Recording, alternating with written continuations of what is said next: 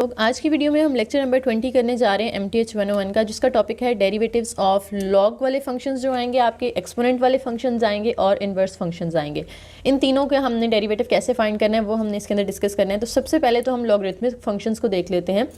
Logarithmic functions वो होते हैं जिसमें लॉग इन्वॉल्व होगा। ठीक है, अगर आपके पास एक फंक्शन है y = f(x) और ये इक्वल है लॉग उसकी बेस b और साथ में है आपने लॉग फाइंड किसका करना है, x का। इससे ये जो नीचे नंबर लिखा होता है ना छोटा सा, इसे हम पढ़ते हैं बेस। जैसे यहाँ पे b लिखा है तो b is called the base.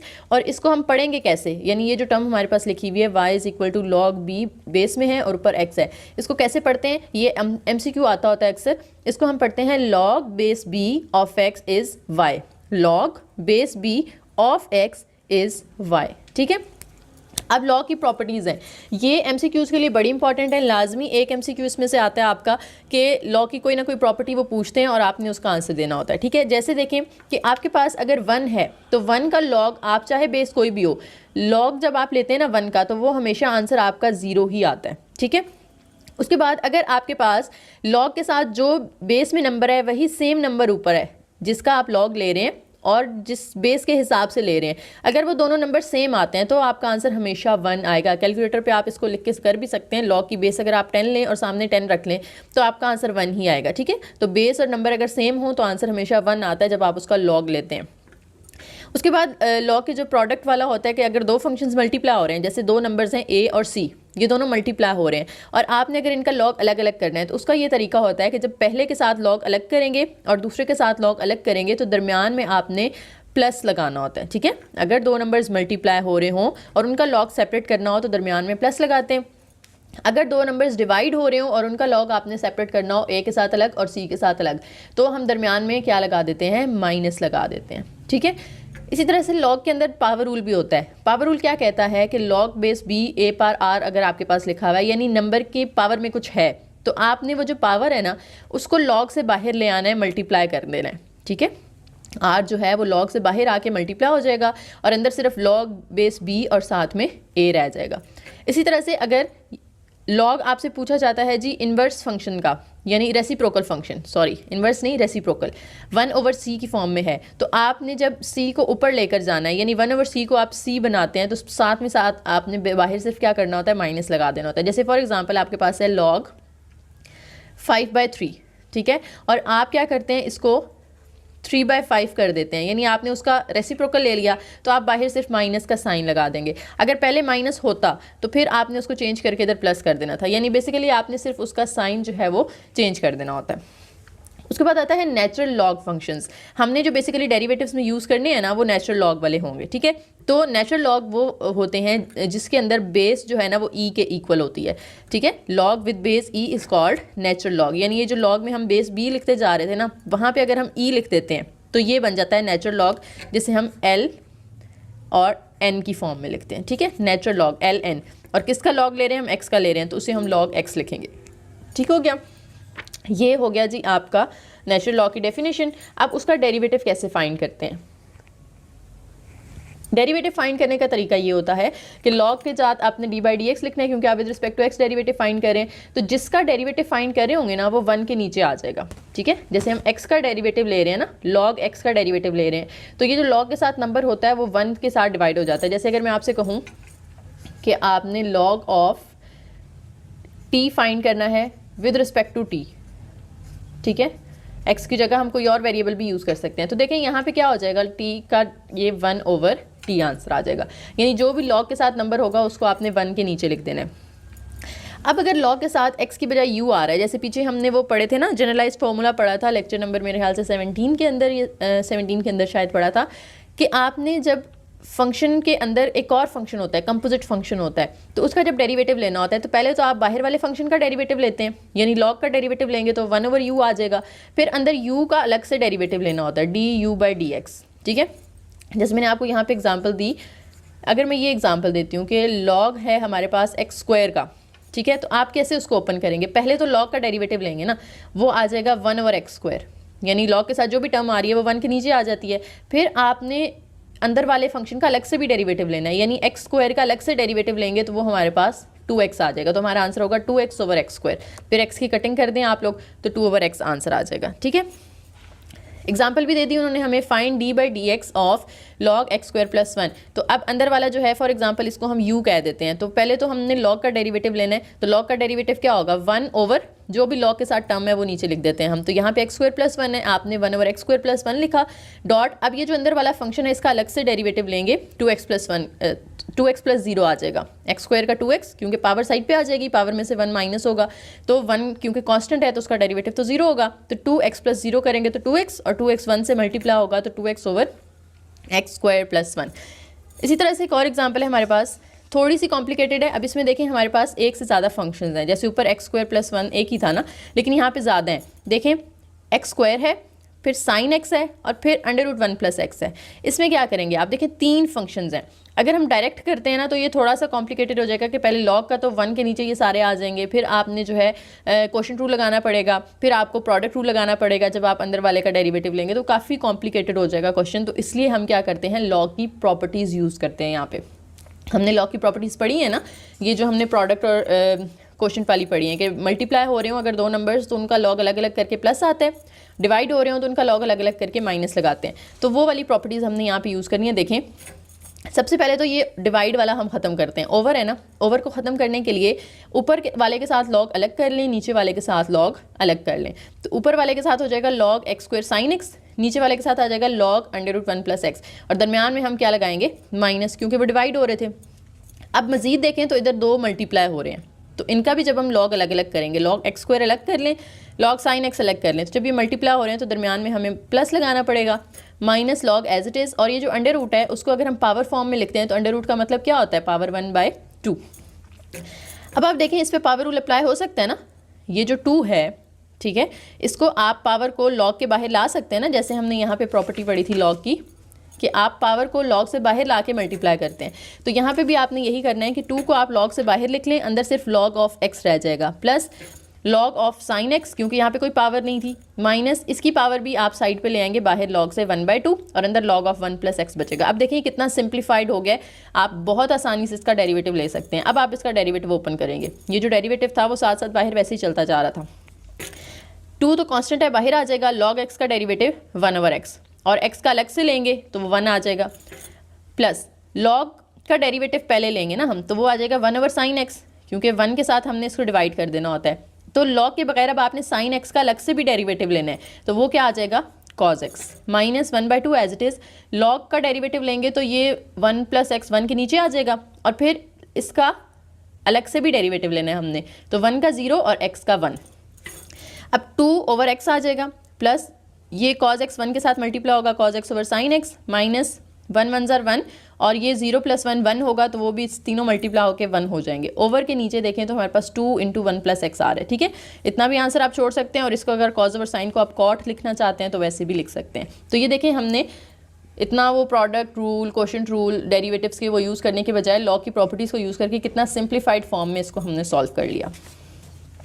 Next है जी लॉगरिथमिक डिफरेंशिएशन। आप यूज़ कब करते हैं, ये हम तब यूज़ करते हैं अगर बहुत ज़्यादा मेसी फंक्शन है। जैसे नीचे देखें आपको एग्जांपल में एक ऐसा फंक्शन दिया गया है जिसमें पहले हमें क्वोशंट रूल लगाना पड़ेगा। अगर हम इसका डेरिवेटिव लेते हैं, देखें कैसे लेना पड़ेगा, हमें पहले क्वोशंट रूल लगाना पड़ेगा, ठीक है, और फिर क्वोशंट रूल के अंदर ये दोनों मल्टीप्लाई हो रहे हैं तो फिर अंदर प्रोडक्ट रूल भी लगाना पड़ेगा, और देखें पावर रूल भी कितने इसके अंदर यूज़ हो रहे हैं, ठीक है। तो ये बड़ा हमारा लंबा और जो है ना वो पेचीदा सा क्वेश्चन बन जाएगा। तो इसलिए हम क्या करते हैं, ऐसे जो बहुत बड़े बड़े फंक्शंस होते हैं, कॉम्प्लेक्स फंक्शंस होते हैं, मेसी फंक्शंस होते हैं, उनको सॉल्व करने के लिए हम खुद से लॉग ले लेते हैं। यानी क्वेश्चन के अंदर हमें लॉग नहीं दिया हुआ, लेकिन हमें जब देख के लग रहा है कि ये थोड़ा सा पावर्स इन्वॉल्व हैं, बहुत ज़्यादा फंक्शंस हैं जो मल्टीप्लाई डिवाइड हो रहे हैं, तो हम इस पे लॉग अप्लाई करते हैं ताकि हम लॉग की प्रॉपर्टीज़ यूज़ करें और क्वेश्चन को थोड़ा इजीली सॉल्व कर लें, ठीक है।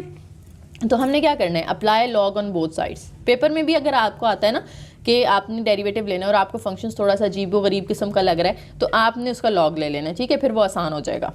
लॉग लेने दोनों साइड पे, y का लॉग लें तो log y is equal to, यहाँ पे लॉग लेंगे तो लॉग और अंदर ये वाली सारी टर्म। अब लॉग की पहले हम डिवीजन वाली प्रॉपर्टी यूज़ करते हैं। ये जो डिवाइड हो रहा है तो ऊपर वाले के साथ आप लॉग जो है वो अलग कर लें, फिर क्योंकि डिवाइड हो रहा था तो इसलिए माइनस लगा के नीचे वाले के साथ हमने लॉग अलग कर लिया। अब यहाँ पे देखें तो ये दोनों मल्टीप्लाई हो रहे हैं। जब ये दोनों मल्टीप्लाई हो रहे हैं तो हमने इन पे प्रोडक्ट रूल लगाना है लॉग की प्रॉपर्टीज़ वाला। तो उसमें क्या होता है, लॉग एक्स स्क्वायर जब आप अलग करेंगे और लॉग ये क्यूब रूट वाला अलग करेंगे तो दरमियान में प्लस आ जाएगा। ये माइनस लॉग वाला एज इट इज़। अब इसमें देखिए तो पावर क्या थी 4, तो पावर को हम लॉग से बाहर ला के मल्टीप्लाई कर सकते हैं ना, तो 4 log 1 + x²। अब इधर भी देखें तो पावर 2 है, तो 2 आप बाहर ले आएंगे, अंदर log x रह जाएगा, प्लस इसकी क्यूब रूट है। जैसे अंडर रूट का मतलब होता है पावर 1/2, तो क्यूब रूट का मतलब होता है पावर 1/3। तो आप 1/3 बाहर निकालेंगे, अंदर log और सिर्फ 7x - 14 रह जाएगा, और ये ऊपर वाला एज इट इज़ नीचे उतार लिया। अब ये देखें कोई पावर नहीं है, ठीक है, लॉग के साथ, तो बिल्कुल सिंप्लीफाइड फॉर्म में आ चुका है, कोई क्वोशिएंट रूल, प्रोडक्ट रूल हमें नहीं यूज़ करना पड़ेगा इधर डेरिवेटिव्स का। तो अब हम इसको सिंप्लीफाई करके अब हम ले लेते हैं take derivative on both sides, क्योंकि असल में फाइंड हमें डेरिवेटिव करना था। इस साइड पे भी डेरिवेटिव लेंगे तो log y का डेरिवेटिव क्या आएगा, पहले तो log का डेरिवेटिव लेंगे ना, तो वो 1/y आ जाएगा। फिर इस y का अलग से डेरिवेटिव लेंगे तो वो dy/dx is equal to 2 constant है बाहर आ जाएगा, अंदर log x का डेरिवेटिव, log का डेरिवेटिव लेंगे तो 1/x, और फिर x का अलग से लेंगे तो वो 1 आ जाएगा, वो लिखने की ज़रूरत नहीं है, प्लस 1/3 ये वाला। log का डेरिवेटिव लेंगे तो ये 7x - 14 1 के नीचे आ गया, और फिर इसका अलग से भी डेरिवेटिव लेना आपने, तो वो 7 कांस्टेंट है, अंदर x का 1 होगा, तो 7 1 ज़ार 7, और 14 का तो 0 हो जाएगा, वो मैंने यहाँ पे नहीं लिखा, -4 एज इट इज़। log का डेरिवेटिव लेंगे तो ये 1 + x² 1 के नीचे, और फिर इसका अलग से डेरिवेटिव लेंगे तो 0 + 2x, ठीक हो गया। अब इसको बस आपने सिंप्लीफाई कर लेना है, कैसे, ये 2 1 ज़ार 2/x, प्लस ऊपर वाले सारे आपस में इनके मल्टीप्लाई कर दें तीनों के, तो 7, और नीचे आ गया 3 × 7x - 14। अब ये वाला माइनस, और यहाँ पे 2x है ना, तो 2x 0 में ऐड होगा तो 2x, और वो 4 से मल्टीप्लाई होगा तो 8x ओवर 1 + x²। और हमें फाइंड सिर्फ क्या करना है, dy/dx फाइंड करना है। तो ये जो 1/y है इसको हम दूसरी साइड पे ले जाते हैं, यहाँ पे 1/y है, उधर जाएगा तो y/1 हो जाएगा, या ये भी कह सकते हैं कि इधर डिवाइड हो रहा था तो इधर आके मल्टीप्लाई हो जाएगा। और अब आपने आंसर में y नहीं रहने देना, आपने y की वैल्यू पुट कर देनी है जो कि ऊपर दी हुई थी, हमें क्वेश्चन में y की जो वैल्यू दी थी वो हमने यहाँ पे पुट कर दी, तो ये हमारा सॉल्व हो गया क्वेश्चन, ठीक है। तो ज़्यादा लंबा नहीं हुआ, बस हमने इसको लॉ की प्रॉपर्टीज़ यूज़ करके आसानी से सॉल्व कर लिया। नेक्स्ट हमारे पास आ जाता है जी पावर रूल। अब आपने पावर रूल पहले भी पढ़ा हुआ है, ठीक है, वही थोड़ा सा उन्होंने बस आर की फॉर्म में बता दिया कि अगर ये रैशनल नंबर होता है तो भी वही सेम इंटीजर वाली हमने लगानी है, जैसे हमने x/n में पढ़ा था ना, x/n में हमने पढ़ा था n साइड पे आ जाता है और n में से 1 माइनस होता है, तो इसमें भी यही है कि आपने पावर साइड पे ले आनी है और फिर पावर में से 1 माइनस कर देना है। अच्छा जी, अब हमने लॉगरिथमिक फंक्शंस तो पढ़ लिए, अब हमने देखना है जी एक्सपोनेंशियल फंक्शंस, कि पावर में अगर x आ रहा है, ठीक है, ये पावर में कोई फंक्शन आ रहा है, उसको कैसे सॉल्व करते हैं। देखें, अगर आपके पास ये फॉर्मूला आपने याद रखना है बस, ठीक है, ये MCQ में आता है, ये क्वेश्चन में भी नहीं यूज़ होगा, ये सिर्फ MCQs के लिए आपने याद रखना है कि अगर कोई नंबर है जिसकी पावर में वेरिएबल आ रहा है, तो जब आपने उसका डेरिवेटिव लेना होता है ना, तो आप क्या करते हैं, ये जो पूरा फंक्शन है पहले तो एज इट इज़ लिखते हैं, उसमें कोई चेंजिंग नहीं करते, वो वैसे ही लिखते हैं, और फिर ये जो नीचे वाला नंबर होता है पावर के बगैर, उसका अलग से लॉग लेते हैं, ठीक है। ये बस सिंपल सा फॉर्मूला आपने याद रखना है, इसका प्रूफ वगैरह करने की ज़रूरत नहीं है, वो पेपर में नहीं आता। अच्छा, अब इफ़ b = e, अगर ये जो बेस है इसको हम e के इक्वल कह देते हैं, तो e जो है यहाँ पे अगर हम पुट करेंगे तो ये e/x बन जाएगा, x तो वैसे ही है ना, सिर्फ b की जगह हमने e पुट किया तो ये e/x आ जाएगा। इसका जब आपने डेरिवेटिव लेना है तो क्या तरीका हमने पढ़ा, b/x पहले सेम आता था ना, तो यहाँ पे भी e/x पहले सेम आएगा, और फिर log b, यानी ये जो नीचे वाला नंबर होता है उसका log लेते हैं, तो यहाँ नीचे वाला नंबर e है तो हमने log e लेना है। और आपको मैंने बताया था कि नेचुरल log में क्या होता है, ये जो नेचुरल log होता है ये किसके इक्वल होता है, log पर e के इक्वल होता है ना, जिसको हम ये लिखते हैं, और log पर e हमने किसका लेना है, e का ही लेना है। तो बेस और ये नंबर सेम हो गए ना, अगर ये दोनों सेम हो गए तो इसका मतलब है कि वो 1 होगा, ठीक है। तो आपने याद रखना है log e हमेशा क्या होता है, 1 होता है, ये MCQ भी आ सकता है। तो हमने log e की जगह 1 पुट किया, तो e/x जब 1 से मल्टीप्लाई होगा तो हमारे पास आंसर e/x आ गया। तो यहाँ से हमने रिजल्ट निकाला, ये बड़ा इंपॉर्टेंट रिजल्ट है, आगे यूज़ भी होगा, कि e/x का डेरिवेटिव e/x ही होता है। अगर e की पावर में x की बजाय कोई और नंबर आ रहा है, जिसे हम फॉर एग्जांपल u लेट कर लेते हैं, तो आपने क्या करना है, e/u पहले तो एज इट इज़, और फिर इस पावर u का अलग से डेरिवेटिव लेना है, ठीक है। इसको एग्जांपल अगर मैं बताऊं आपको, जैसे e/2x आ जाता है, इसका आपने डेरिवेटिव लेना है, तो क्या करेंगे, e/2x पहले as it is same function लिखना है, फिर इसकी पावर का अलग से डेरिवेटिव लेना है 2x का, तो ये हमारे पास आ जाएगा e/2x, इसका डेरिवेटिव लेंगे तो 2 × x का 1 होगा, तो 2 e/2x, ये इसका आंसर आ जाएगा हमारा। अच्छा जी, अब एक डेफिनेशन है हमारे पास, if the function f and g satisfy the 2 conditions, अगर फंक्शंस जो है वो इन 2 कंडीशंस को सेटिस्फाई कर रहे हैं, यानी अगर आप कंपोजिट फंक्शंस फाइंड करते हैं इस तरह से कि पहले f है और उसके अंदर आप g पुट कर रहे हैं, या पहले g रखें और उसके अंदर f पुट करें, यानी आप f of g of x निकालें या g of f of x निकालें, अगर दोनों का आंसर x आता है, दोनों का आंसर क्या आता है, x आता है, तो इसका मतलब है कि f और g एक दूसरे के इन्वर्स फंक्शन है। ठीक है, इसका मतलब ये है कि f and g are inverse of each other, अगर इनका कंपोजिट निकाल के आंसर x आता है। जैसे अगर आपको याद हो, जिन्होंने अगर पढ़ी है, इंटर में मैथ पढ़ी है, FSC या ICS की है, तो आपने डेरिवेटिव्स में ये कंपोजिट फंक्शंस में पढ़ा था ना, एक कि आप f into f inverse x निकालते हैं और एक f inverse into f of x निकालते हैं, तो दोनों सूरतों में आंसर आपका x आता है। ठीक है, तो ये उसी से मिलती जुलती बात है, ये आपके चैप्टर नंबर 1 के अंदर था, सेकेंड ईयर में शायद चैप्टर 1 के अंदर। तो हम यहाँ पे भी वही बात कह रहे हैं कि कंपोजिट फंक्शन जैसे हम फाइंड करते हैं ना, पहले f रखें फिर उसके अंदर g पुट करें, या पहले g रखें और उसके अंदर f पुट करें, अगर दोनों का आंसर x आ जाता है, इसका मतलब है कि ये दोनों एक दूसरे के इन्वर्स फंक्शंस हैं। एग्जाम्पल के तौर पे आपको यहाँ पे दो फंक्शंस दिए हैं उन्होंने, f of x is equal to 2x and g of x is equal to 1/2x। आपने प्रूफ करना है कि ये दोनों एक दूसरे के इन्वर्स फंक्शंस हैं। तो कैसे प्रूफ करते हैं, हमने अभी पीछे देखा, हमने कंपोजिट फंक्शंस फाइंड करने हैं, पहले f of g of x find करना है, फिर g of f of x find करना है। तो f of g of x find करने के लिए हमें क्या करना पड़ेगा, हम पहले f, बाहर क्या है f है ना, तो हम पहले f ऑफ x लिखते हैं जो कि क्या है 2x। अब इसमें x की जगह आपने पुट कर दिया g ऑफ x और इस x की जगह भी आपने पुट कर दिया g ऑफ x। अब g ऑफ x की तो वैल्यू है हमारे पास 1/2x, तो ये 2 एज इट इज, इस g ऑफ x की जगह आपने 1/2x पुट कर दिया। अब 2 और 2 कट हो जाएगा तो हमारा आंसर यहाँ पे x आ गया। इसी तरह से अब हमने फाइंड करना है g of f of x, तो बाहर क्या है g है, यानी हम पहले g वाला फंक्शन लिखेंगे जो कि क्या है 1/2x। अब आपने क्या करना है, इस x की जगह f ऑफ x पुट कर देना है और इस x की जगह भी f ऑफ x पुट कर देना है। अब f ऑफ x की वैल्यू आपने लिख देनी है 2x, बाहर 1/2 एज इट इज, अंदर इसकी जगह 2x, 2 और 2 देखें कट हो जाएगा तो आंसर फिर हमारा क्या आ गया x। दोनों सूरतों में आंसर 1 आ रहा है, इसका मतलब है कि ये जो f ऑफ x है और जो g ऑफ x है ये एक दूसरे के इन्वर्स फंक्शंस हैं। ठीक है, ये तो हो गया इन्वर्स फंक्शंस क्या होते हैं। अब आता है कि इन्वर्स फंक्शंस का डेरिवेटिव कैसे निकालते हैं। तो लेट करें कि आपके पास एक फंक्शन f ऑफ x और उसका इन्वर्स हम f इन्वर्स यानी f के ऊपर -1 लिख के शो कर रहे हैं। अगर ये दो इन्वर्स फंक्शंस हैं, ठीक है, तो क्या होता है उसका जब आप डेरिवेटिव निकालते हैं ना, तो वो इस तरह से निकलता है। उसका फॉर्मूला बस आपने याद रख लेना है, ये फॉर्मूला है f इन्वर्स का। अगर आपने डेरिवेटिव लेना है, f इन्वर्स का डेरिवेटिव लेना है, तो वो इक्वल होता है 1/f dash f inverse x, यानी जो फंक्शन होगा ना, फंक्शन होगा उसका पहले आप डेरिवेटिव लेंगे, उसका डेरिवेटिव ये आ जाएगा। अब उसमें डेरिवेटिव में इस x की जगह आपने f इन्वर्स x पुट कर देना। ठीक है, तो ये इसको जब आप 1 से डिवाइड करेंगे तो ये आपके पास आ जाएगा जी इन्वर्स का डेरिवेटिव। ठीक है, ये सिंपल फॉर्म में अगर हम इसे लिखना चाहें ना, अगर हम लिखते हैं कि y is equal to f inverse x है, तो आपने क्या करना है, इधर y का डेरिवेटिव लेंगे तो dy/dx आ जाएगा, इक्वल इधर इसका डेरिवेटिव लेंगे। इन्वर्स फंक्शन का मतलब क्या है कि वो 1 के साथ डिवाइड हो रहा है ना, अगर आप 1/f ऑफ x कह रहे हैं, ठीक है, तो वो हो जाएगा इन्वर्स फंक्शन।